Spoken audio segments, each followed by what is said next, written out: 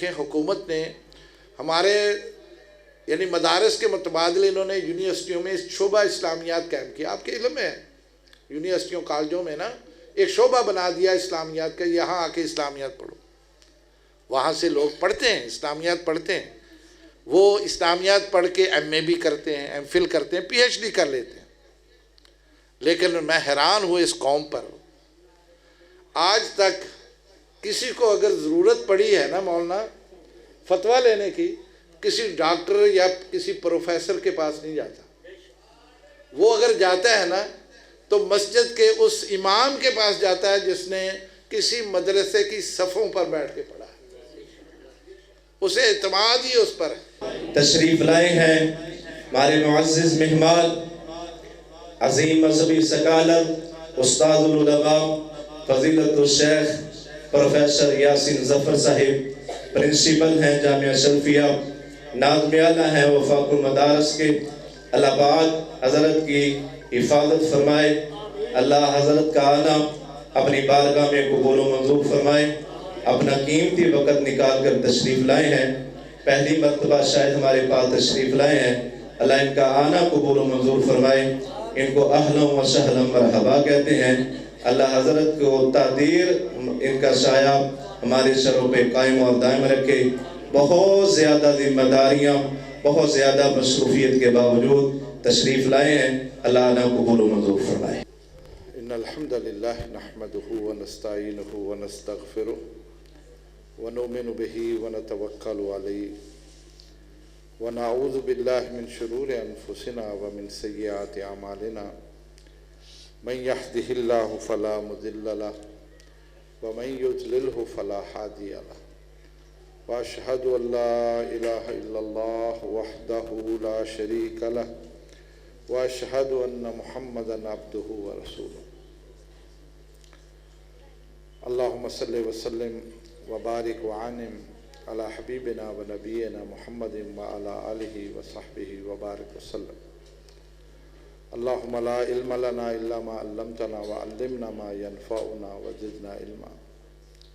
رب اشرح لي صدري ويسر لي أمري واحلل عقدة من لساني يفقهوا قولي. وأعوذ بالله من الشيطان الرجيم. بسم الله الرحمن الرحيم. يؤتي الحكمة من يشاء ومن يؤت الحكمة فقد أوتي خيرا كثيرا وما يذكر إلا أولو الألباب.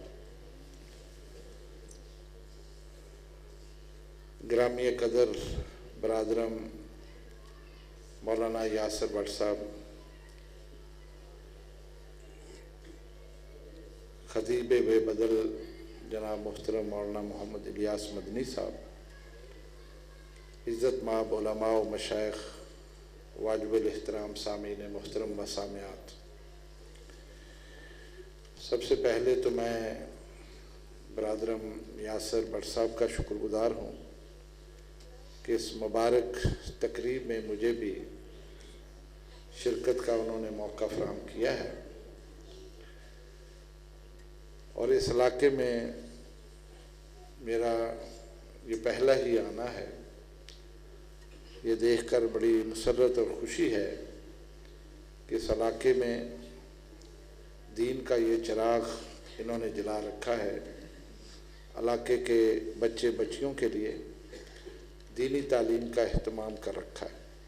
اللہ رب العزت ان سب کی مساعی کو قبول فرمائے اور مزید توفیق سے نوازے. حضرات گرامی, کہنے کو تو لوگ بہت کچھ کہتے ہیں ان مدارس کے بارے میں اور علماء کے بارے میں, طرح طرح کے تانے, طرح طرح کی باتیں, اور ہمارے بارے میں اس معاشرے کا ایک بہت بڑا طبقہ وہ ہم سے بدگمان بھی ہے, ہمارے بارے میں وہ اچھے جذبات نہیں رکھتا ہے. لیکن المیہ یہ ہے کہ دو موقع ایسے ہیں کہ جس میں آ کے پھر ہماری انہیں اشد ضرورت محسوس ہوتی ہے. اور اس کے بغیر ان کا چارہ نہیں۔ ایک موقع خوشی کا ہے اور دوسرا موقع غمی کا ہے۔ آپ سمجھتے ہیں کہ شادی کے موقع پر بھی نکاح کے لیے کسی نہ کسی عالم کو، خواہ وہ کسی بھی مسلک کا ہو، وہ ان کو بلاتے ہیں اور وہی ان کے نکاح میں ایجاب و قبول کرواتا ہے، اور انہی کے ایجاب و قبول پر وہ اعتماد کرتے ہیں۔ اور دوسرا موقع خدا نہ کرے کسی کے ہاں تعزیت ہو جاتی ہے، وفات ہو جاتی ہے، تب بھی انہیں علماء کی ضرورت محسوس ہوتی ہے کہ اب ہمارے پیارے کو وہ اپنی دعاؤں کے ساتھ الوداع کریں۔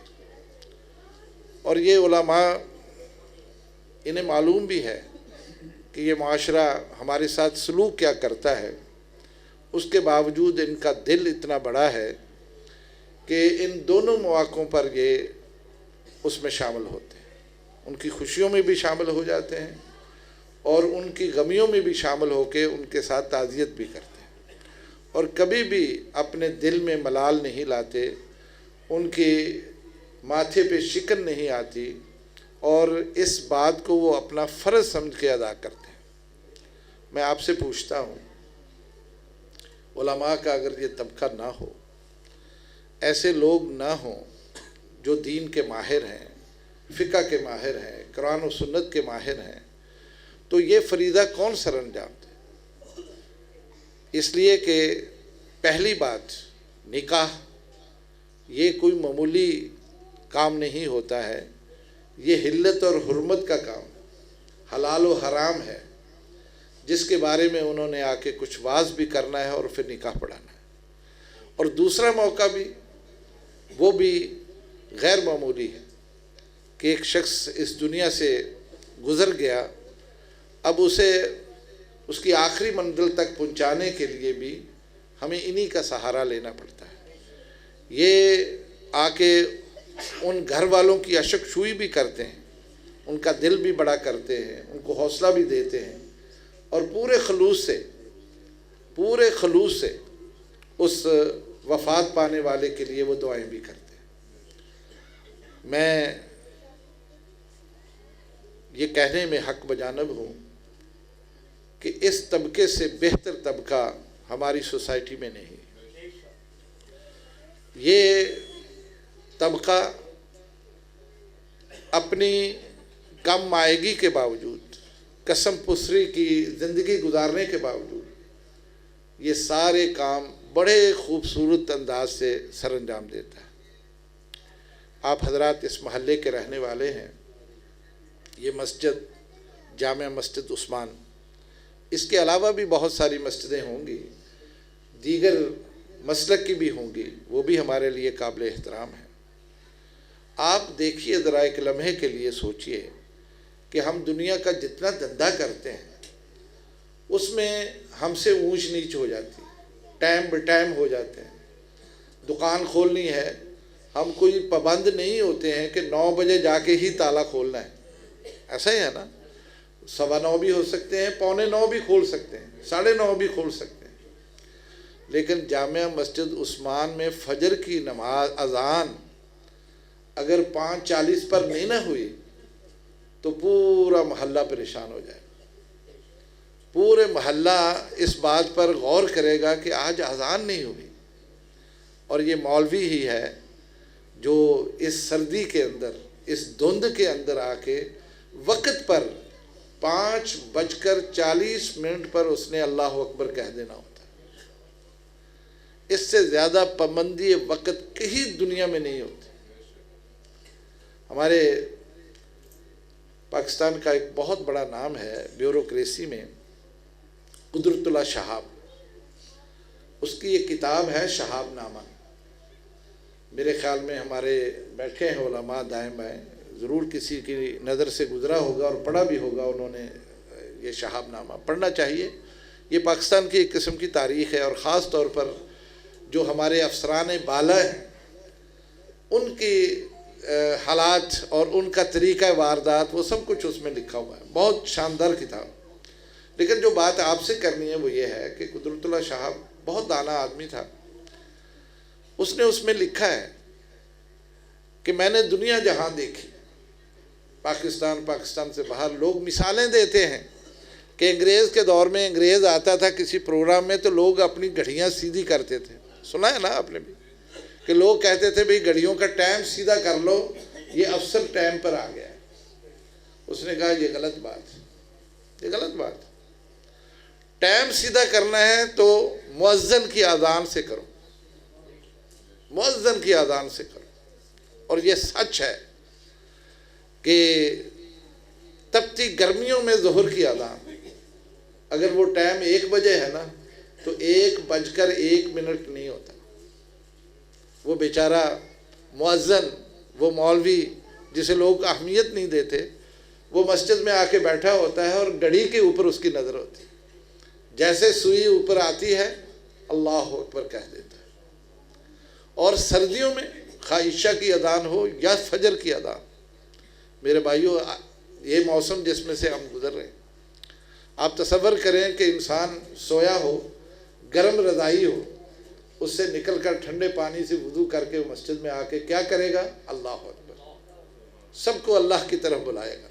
یہ کردار کس کا ہے؟ مولوی کا ہے.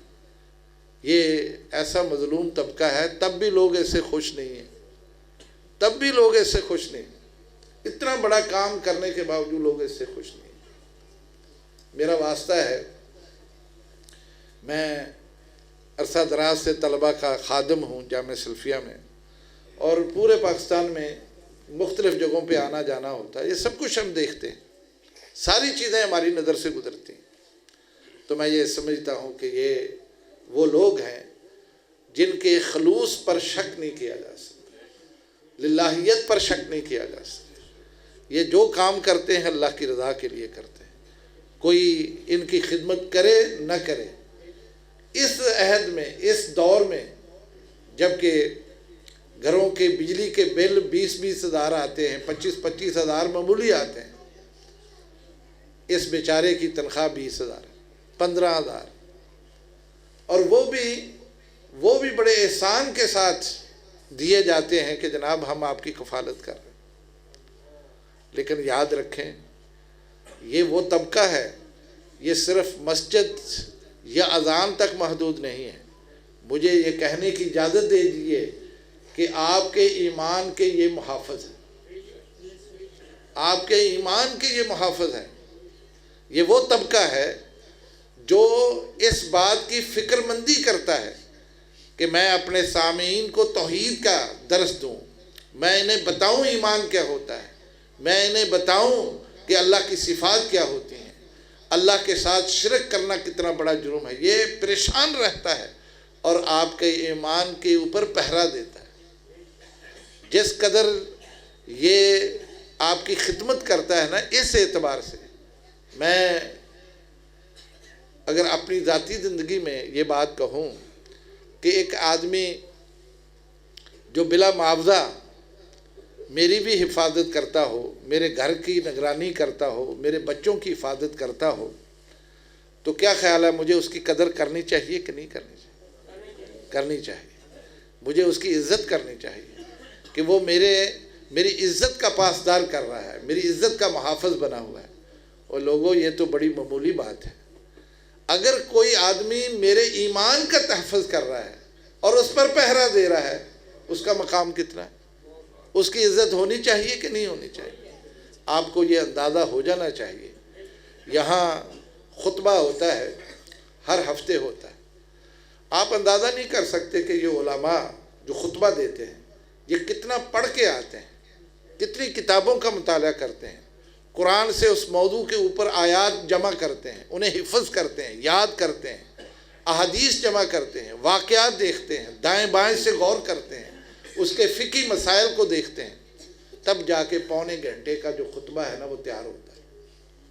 اللہ جانتا ہے، مجھے پتہ ہے کہ وہ لوگ جو اس انداز اور اس اسلوب کے ساتھ کام کرتے ہیں بڑی محنت کرتے ہیں. آپ ان کو اگر دیکھ لینا وہ کتنی محنت کے ساتھ یہ سارا کام کرتے ہیں، آپ حیران ہو جائیں. اور پھر ہر جمعے میں ایک نیا موضوع، اور موضوع یہ نہیں ہے کہ وہ اپنی کہانی سنا رہا ہے، ایسا نہیں ہے. وہ اپنی ستائش نہیں کر رہا، اپنی تعریفیں نہیں کر رہا، وہ اللہ کی تعریف کر رہا ہے، اللہ کے رسول کی سیرت بیان کر رہا ہے. وہ آپ کو دین سکھا رہا ہے، وہ آپ کو دین سکھا رہا ہے، دین کے بارے میں معلومات دے رہا ہے. تو ایسی صورت میں یہ طبقہ جو دین کے ساتھ وابستہ ہے، صحیح بات یہ ہے، وعلیکم السلام ورحمۃ، صحیح بات یہ ہے کہ یہ لوگ قابل قدر ہیں، اور معاشرے کو چاہیے کہ ان کے بارے میں اپنے رویے، اپنا انداز اس کو تبدیل کریں. پاکستان میں اس وقت جو صورتحال ہے، آپ اندازہ کیجئے کہ یہ سرکاری اعداد و شمار ہے، میرے نہیں ہے، سرکاری اعداد و شمار میں آپ کے سامنے رکھتا ہوں کہ ہر 4 بچوں میں سے 1 بچہ سکول سے باہر ہے، اور ہر 3 بچیوں میں سے 1 بچی سکول سے باہر ہے. اس پوری سوسائٹی میں ہماری 25 کروڑ کی آبادی میں سے کروڑوں بچے اس وقت سکول سے باہر ہیں، پڑھ نہیں رہے، سکول نہیں ہے. اگر سکول ہیں تعلیم نہیں ہے. میں نہیں دیکھتا یہ محلہ اس میں کچھ سرکاری سکول موجود ہے کہ نہیں ہے، اللہ عالم. لیکن سرکاری سکول اگر موجود ہے تو وہاں کو پڑھنے جاتا ہی نہیں، اس لیے کہ وہاں وہ سہولت، وہ تعلیم، وہ معیار وہ ہے ہی نہیں ہے. سب پرائیویٹ سکولوں میں خرچے دے کے ہم پڑھتے ہیں. کیا پڑھتے ہیں وہ آپ جانتے ہیں. لیکن یہ مسجدیں، یہ مدارس جو آپ کے محلے میں بھی ہیں اور گرد و پیش میں بڑے بڑے ادارے قائم ہیں، آپ کو یہ سن کر تعجب نہیں ہوگا کہ یہاں کی ساری تعلیم وہ دینی ہے، اللہ اور اللہ کے رسول کی تعلیم ہے، اور ساری تعلیم مفت ہے، ساری تعلیم مفت ہے. اب اس مسجد میں ناظرہ قرآن حکیم کا اہتمام ہوگا، صبح شام کلاسیں لگتی ہوں گی، قاری بیٹھے پڑھاتے ہیں، آپ کے بچے آتے ہیں، وہ ان سے کوئی تقاضا نہیں کرتا، وہ ان سے کچھ پیسے نہیں لیتا، کوئی فیسیں نہیں وصول کرتا، لیکن آپ کے بچے کو قرآن پڑھاتا ہے. سبحان اللہ، کیسی بات ہے. قرآن کی تعلیم دیتا ہے، اللہ کی کلام کی تعلیم دیتا ہے. اور یہ اہتمام صرف یہاں تک نہیں بلکہ وہ آداب سکھاتا ہے، وہ انہیں صبح و شام کی دعائیں سکھاتا ہے، صبح و شام کی دعائیں سکھاتا ہے، ان پر محنت کرتا ہے، بار بار انہیں رٹاتا ہے. اور آپ کے بچے کو کم از کم آپ کے بچے کو اس لائق بنا دیتا ہے، میری بات توجہ سے سننا، اس لائق بنا دیتا ہے کہ وہ بچہ اگر پڑھتا ہے نا الف لام میم 30 نیکیاں کماتا ہے جس میں آپ کا بھی حصہ ہوتا ہے. آپ کوئی مجھے تعلیم لگا کے دکھاؤ، کوئی تعلیم کہیں سے لا کے دکھاؤ کہ اس کو پڑھنے والا بچہ، اس کے پڑھنے پر آپ کو 30 نیکیاں ملتی، پھر بھی قدر نہیں ہے، پھر بھی اس کی حوصلہ افزائی نہیں ہے، پھر بھی آپ کے دل میں اس کا احترام نہیں ہے. تو میرے خیال میں بہت افسوس کی بات ہے. صرف یہاں تک اتفاق نہیں ہے بلکہ آپ دیکھیے، میں جامعہ سلفیہ میں ایک بچہ میرے پاس پڑھتا تھا نارنگ منڈی کا، وہ جسمانی طور پر بھی کمزور تھا، تعلیم میں بھی کمزور تھا. جب فارغ ہو گیا تو مجھے کہنے لگا استاد جی میں جا رہا ہوں فارغ ہو کے، کہیں کوئی جگہ ملے تو مجھے یاد رکھنا. اس وقت موبائل نہیں تھے، پی ٹی سیل نمبر اس نے کچھ دیا مجھے اور چلا گیا. اتفاق سے 1 مہینے کے بعد مجھے لاہور سے فون آتا ہے کہ ہمیں مسجد کے لیے امام چاہیے.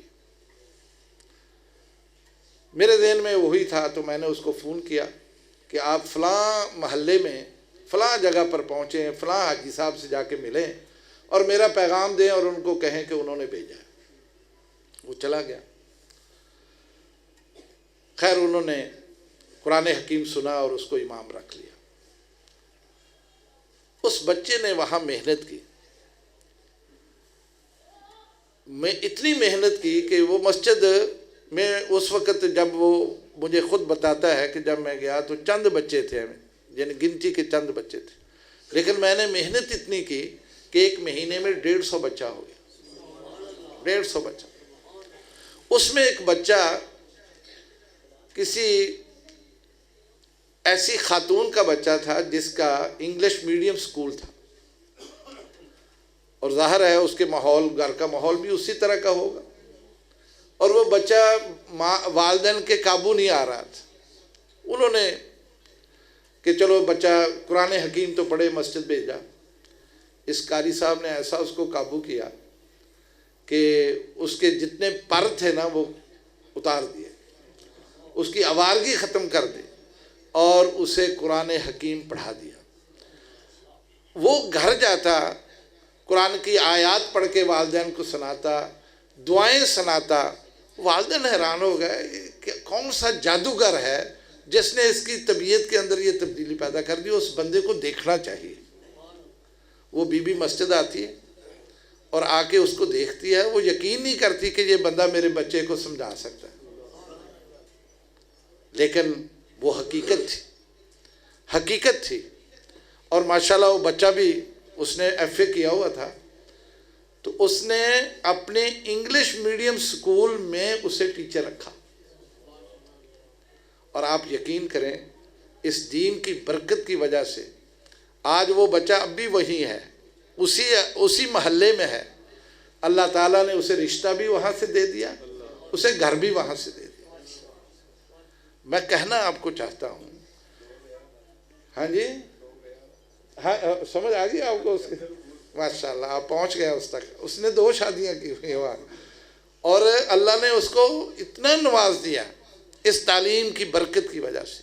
اور خالی کھولی نہیں ہے کہ نعرے لگائے، نا، اس نے پورا محلہ سنوار دیا، پورا محلہ سنوار دیا۔ اور سب محلے کے بچوں کے قرآن سیدھے کر دیے، بچیوں کے قرآن سیدھے کر دیے، ان لوگوں کے عقائد درست کر دیے۔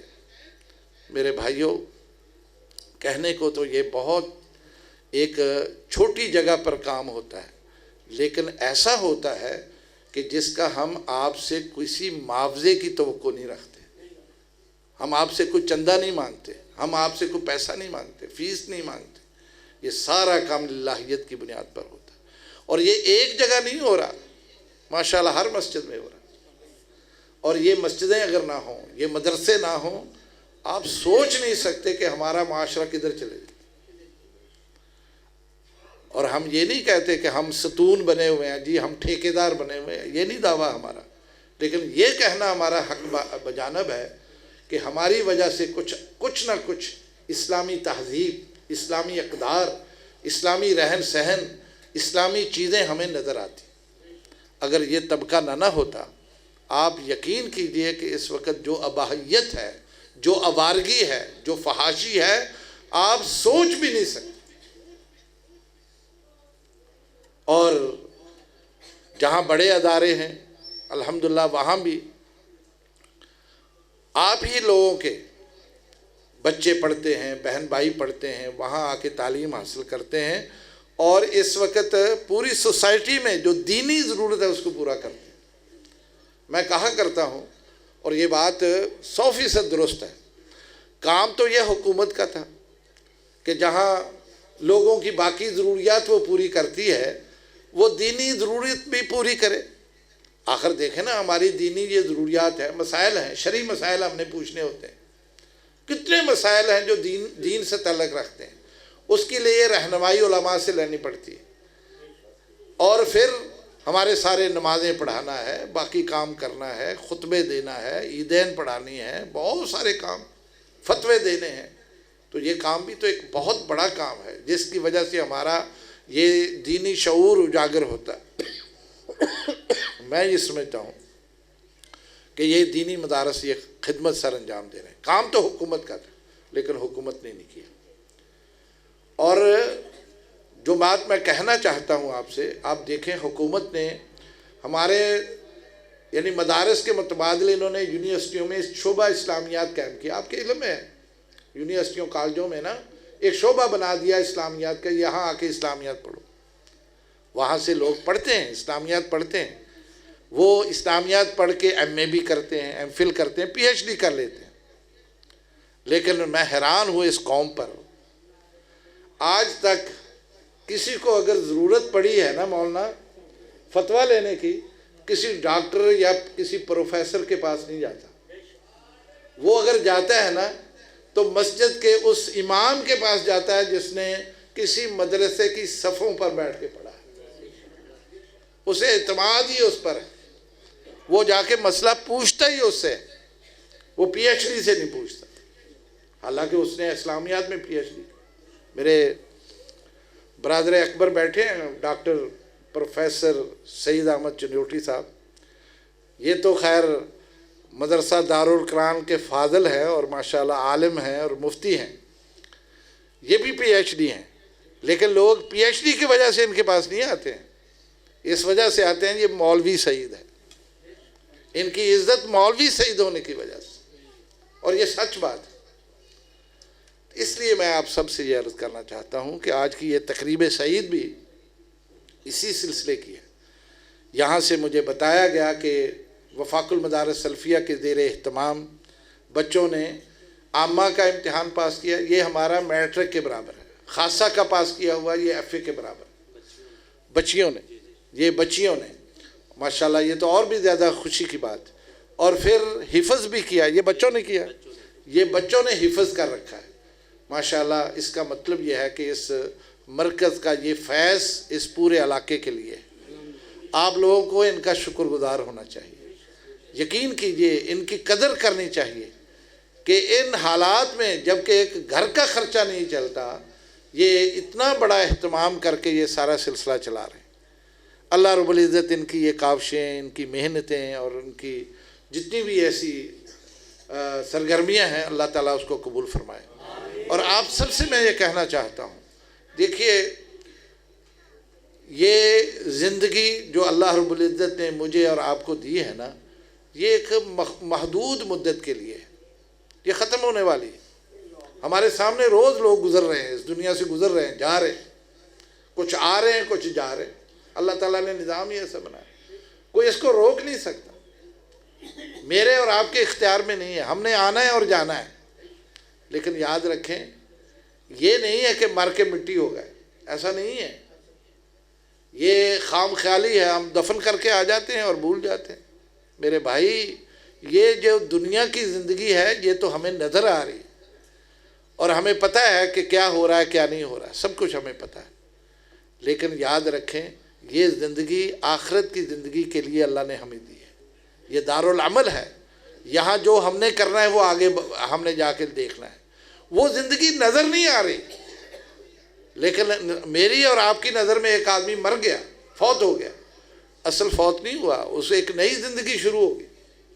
عالم برزخ میں چلا گیا, اس کی ایک نئی زندگی شروع ہوئی ہے. میرے بھائیوں آپ نے تو قبر میں اتارا ہے, لیکن قبر میں اتر کر وہ ایک اور جہاں میں داخل ہو گیا. آپ کی نظر میں فوت ہوا ہے, لیکن حقیقت میں وہ وہاں ایک اور نئی زندگی کا آغاز کر رہا ہے. اور اس زندگی میں اس نے حساب دینا ہے جو یہاں کیا ہے. جو یہاں کیا ہے نا اس کا حساب وہاں دینا. اللہ ہم سب کا حساب آسان فرمائے اور اللہ ہم سب کو بغیر حساب کے آگے لے جائے. لیکن یاد رکھیں یہ مرحلہ بڑا مشکل ہے. اس مرحلے کو حل کرنے کا یہی ایک طریقہ ہے کہ آپ دین سے وابستہ ہوں, ان مسجدوں سے وابستہ ہوں. دینی خود اگر نہیں لے سکے تو اپنے بچوں کو اس پر لگائیں. میں کبھی یہ نہیں کہتا کہ آپ اتنا پڑھیں سارے مفتی بن جائیں, ایسا ہو بھی نہیں سکتا. اس لیے کہ اللہ رب العزت نے تقسیم کار کر رکھی ہے, کسی سے کوئی کام لے رہا ہے, کسی سے کوئی کام لے رہا ہے. لیکن یہ تو ضروری ہے نا کہ بنیادی چیزیں آپ کو آتی ہیں. یہ تو بات آپ کو بھی سمجھ آنی چاہیے کہ دین کی کچھ بنیادی چیزیں وہ تو آنی چاہیے. چلو آپ مفتی نہ بنیں, آپ شیخ الحدیث نہ بنیں, آپ خطیب نہ بنیں, آپ قاری نہ بنیں, لیکن دین کی جو بنیادی چیزیں ہیں وہ تو آنی چاہیے. عقیدہ آنا چاہیے کہ نہیں آنا چاہیے, توحید آنی چاہیے کہ نہیں. اللہ کا تعارف آتا ہے آپ سب کو, اللہ کیا ہے. یعنی ایک اللہ کو ہم مانتے ہیں اور اللہ کے بارے میں ہمیں پتہ ہی نہ ہو کہ اللہ ہے کیا. یہی وجہ ہے کہ ہم اللہ کی عزت نہیں کرتے, ہم اللہ کی عظمت نہیں کرتے, ہم اللہ کی توحید نہیں مانتے. وجہ کیا ہے, ہمیں اللہ کا پتہ ہی نہیں. یہ بنیادی چیزیں ہیں میرے بھائیوں. یہ کہاں سے ملیں گی؟ ان مسجدوں سے. ان صفوں پر بیٹھ کے ان علماء سے، جب ہم ان کے قریب ہی نہیں آتے اور سمجھتے ہیں بس ٹھیک ہے اس کی ڈیوٹی یہ ہے میری ڈیوٹی وہ ہے، او بھائی وہ ٹھیک ہے وہ اپنی ڈیوٹی دے، آپ اپنی ڈیوٹی دے، لیکن یہ بھی تو فکر کریں میں نے آگے جا کے کچھ کرنا ہے، کچھ بتانا ہے۔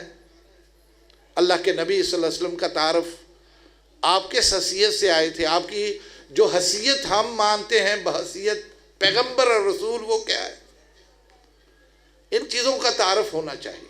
یہ بنیادی چیزیں عبادات ہیں، نمازیں ہیں، روزہ ہے، زکوٰۃ ہے، حج ہے، یہ کیسے ادا ہونی چاہیے، اس کے اصول ضابطے کیا ہیں، اس کی شروط کیا ہیں، یہ بنیادی چیزیں۔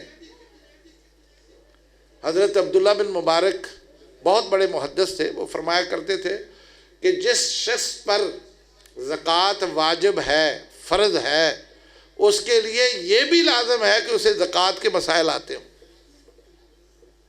لازم ہے اس کے لیے کہ وہ زکوٰۃ کا علم رکھتا ہو۔ آج چونکہ پرواہ نہیں ہے، زکوٰۃ فرض بھی ہے تو ہم ادا نہیں کرتے، اگر ادا بھی کرتے ہیں تھوڑے سے دے کے سمجھا بہ ہو گیا کام، کیونکہ ہمیں زکوٰۃ کا علم نہیں۔ ایک مسلمان اس کے لیے لازم ہے، یہ بنیادی چیزیں میں بتا رہا ہوں، لازم ہے اس کے لیے اسے حلال حرام کا پتہ ہو کہ حلال کیا ہے اور حرام کیا ہے۔ ہم ان چیزوں کی طرف توجہ نہیں دیتے ہیں، سمجھتے ہیں بس ٹھیک چل رہا ہے، سارا چل رہا ہے، کاروبار کیسا کر رہا ہوں یہ پرواہ نہیں ہے۔ حضرت عمر بن خطاب رضی اللہ تعالیٰ عنہ جب خلیفہ بنے تو مدینہ منورہ چھوٹا تھا، کوئی بڑا نہیں تھا، لیکن اس کی مارکیٹ تھی، بازار تھا اس کا، آپ روزانہ بازار جاتے اور وہاں آپ دیکھتے کوئی نئی دکان کھلی ہے نا، کوئی آدمی نیا کاروبار شروع اس نے کیا ہے تو اس کو جا کے مبارک بھی دیتے اور اس سے پوچھتے کہ میرے بھائی آپ نے یہ کاروبار شروع کیا ہے، آپ کو حلال حرام کا پتہ ہے؟ اگر وہ کہتا نہیں پتہ تو اسے کہتے دکان بند کرو، مسجد نبوی میں جاؤ، وہاں علماء بیٹھے ہیں، پہلے جا کے حلال حرام سیکھو پھر آگے کاروبار کرو۔ ہم میں سے کتنے لوگ جنہیں حلال حرام کا پتہ ہے اور کاروبار کر رہے ہیں، کاروبار بھی چھوٹا نہیں، کروڑوں کا کر رہے ہیں، کوئی کریانے کا، کوئی کپڑے کا، کوئی کس کا، کوئی کس کا کر رہے ہیں۔ اگر حلال حرام کا پتہ ہو، یہ آپ کو جعلی دعائیاں ملیں گی، دودھ ملا دودھ، جو دودھ ہے پانی ملا دودھ ملے گا، چونکہ حلال حرام کی تمیز ہی نہیں ہے، سب کچھ چل رہا ہے، سچ ہے کہ نہیں ہے؟ ایسا ہی ہے نا؟ تو جب حلال حرام کی تمیز ہی نہیں ہے، اس کو پتہ ہی نہیں ہے تو کرے گا وہ تو سمجھتا ہے میں نے اپنے پیسے کمانے ہیں بھائی، لیکن کر کیا رہا ہے وہ؟ حلال چیز سے حرام کما کے گھر لے جا رہا ہے، حلال چیز سے حرام کما کے اپنے گھر لے کے جا رہا ہے۔ اس لیے میں آپ سب سے کہوں گا بنیادی تعلیمات جو ہے نا اسلام کی وہ سیکھیں اور ان علماء سے سیکھیں۔ اللہ کے بندو یہ مشکل کام نہیں ہے، آپ نمازیں پڑھتے ہیں جہاں بھی پڑھتے ہیں، کچھ وقت آپ مغرب کے لیے فجر کے لیے آپ رکھیں۔ ویسے ماشاءاللہ میں نے دیکھا ہے اکثر مسجدوں میں فجر کے وقت بھی درس ہوتے ہیں، شام کو بھی ہوتے ہیں، اور ترجمہ قرآن بھی ہوتا ہے۔ یہاں ہو رہا ہے؟ یہاں ہوتا ہے ترجمہ قرآن، برج پڑھتے ہیں تو جہاں ترجمہ قرآن کی کلاس میں شامل ہو جائے۔ اللہ کے بندو یہ تھوڑی سی محنت کرو، اپنے آپ کو اس طرف لے کے آؤ، آپ کا بھلا ہے، آپ کا فائدہ ہے، آپ کے گھر کا ماحول بدل جائے گا، آپ کا اپنا ماحول بدل جائے گا، آپ کے اندر ایک شعور آ جائے گا، اللہ کی معرفت آ جائے گی، آپ کی زندگی تبدیل ہو جائے گی، آپ کی عبادت کے اسلوب تبدیل ہو جائیں گے، آپ کا رزق صحیح ہو جائے گا۔ میرے بھائیوں یہ سارے کام آپ کے کرنے کے، یہ ٹھیکہ میں نے یا انہوں لوگوں نے نہیں لیا ہوا، ہمارا ٹھیکہ نہیں ہے یہ کہ آپ یہ سمجھیں یہ کام مولوی کا ہے بس مولوی بتائے۔ او بھائی یہ میں بھی بحیثیت مولوی آپ کو بتا ہی تو رہا ہوں، اب پتہ نہیں کتنا عمل کرتے ہیں آپ، میں نے تو بتا دیا نا، اللہ گواہ ہو گیا کہ میں نے آپ کو بتا دیا ہے، اب آپ کی مرضی ہے آپ کتنا عمل کریں، ہمارا تو کام یہی، ہم تو یہی کریں۔ اس لیے میری آپ سب سے درخواست ہے ان لوگوں کی قدر کیجیے، ان مسجدوں کی قدر کیجیے، مدرسوں کی قدر کیجیے، ان سے وابستہ ہو جائیے، ان کے ساتھ منسلک رہیے، انشاءاللہ دنیا بھی اچھی گزرے گی اور آخرت بھی اچھی بن جائے گی۔ لیکن اگر آپ یہ سمجھتے رہے کہ نہیں ہمیں اس کی ضرورت نہیں ہے، نہ دنیا آپ کے پاس رہے گی، آخرت کا اللہ وارث۔ میں اس مبارک موقع پر اپنی ان بیٹیوں کو جنہوں نے عامہ اور خاصہ کیا ہے ان کو بھی مبارک، ان کے والدین کو بھی، اور خاص طور پر جن بچوں نے حفظ مکمل کیا، 5 بچے مجھے بتائے گئے، اور میں سمجھتا ہوں کہ ان کے والدین بڑے خوش نصیب ہیں۔ اللہ رب العزت ان بچوں کو استقامت دے، جو حفظ انہوں نے کیا ہے یہ پختہ حفظ ساری زندگی رہے، اور اس کا وہ دور کرتے رہیں اور اس کا حفاظت بھی کریں، اور یہ بہت بڑا سرمایہ والدین کے لیے۔ انشاءاللہ ان بچوں کی برکت سے اس گھر کے اندر خیر ہوگی، ان کے خاندان میں خیر ہوگی، اور سب سے بڑی بات یہ ہے کہ قیامت کے دن یہی بچے ان کی نجات کا ذریعہ بھی بنیں گے، نجات ہی نہیں بلکہ ان کی عزت افزائی کا ذریعہ بنیں گے۔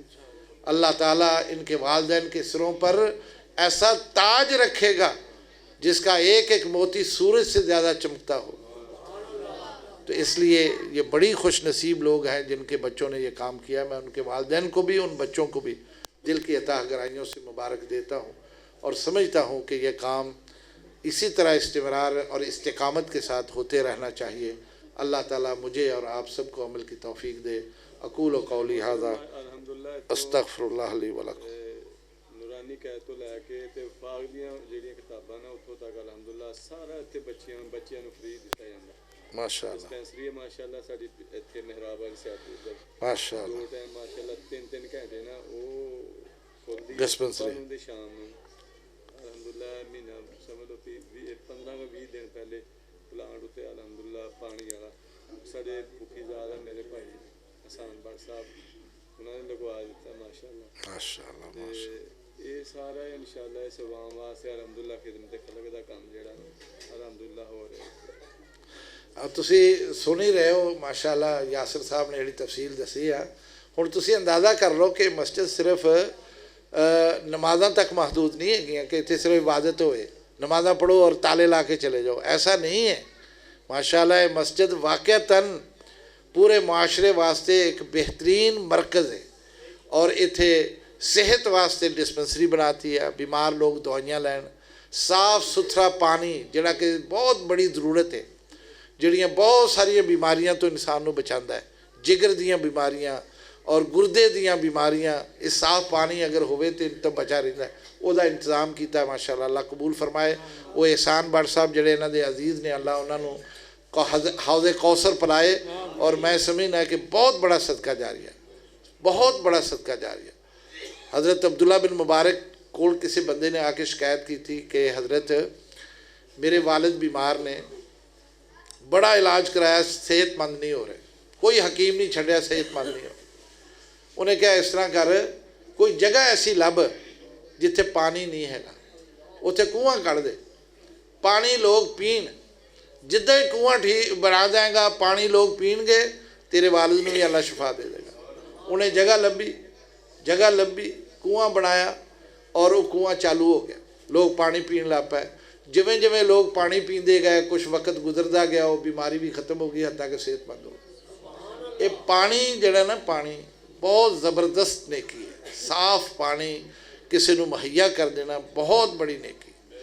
تو اس واسطے بڑی اچھی گل ہے جی، مسجد دے اندر یہ سارا اہتمام موجود ہے، اور اسی دعا گو ہیں اللہ تعالیٰ انہوں نے ادا بہتر تو بہتر اجر عطا فرمائے، اور پھر نورانی قاعدے تو لے کے ساریاں کتاباں بھی مفت دے رہے ہیں، قرآن دی تعلیم ہے، ترجمہ ہو رہا، نمازاں ہو رہی ہیں، ہور کی چاہیے دنیا چ جنت، اس دنیا سے جنت دا ٹکٹ ونڈن رہے نے یاسر صاحب، وہ اگے ہو کے لے لو اور اپنی آخرت سنبھال لو۔ اللہ تعالیٰ عمل دی توفیق دے۔ جی ماشاءاللہ 19 سال ہو گیا الحمدللہ اس مسجد سے اللہ کتابت اچھا دی کلاس الحمدللہ ماشاءاللہ سمجھ لو کہ اسی دونوں بھائی جڑے رہ کے اللہ تعالیٰ ہور استقامت دے، انہاں دی کوششاں محنتاں قبول فرمائے، خلوص اللہ تعالیٰ عطا فرمائے، ਇਹ ਕੰਮ ਹੁੰਦਾ ਵੀ ਇਸੇ ਤਰ੍ਹਾਂ ਇਸਤਿਕਾਮਤ ਨਾਲ ਹੀ ਹੁੰਦਾ। ਜਜ਼ਾਕ ਅੱਲਾ ਖੈਰਨ, ਸ਼ੁਕਰੀਆ।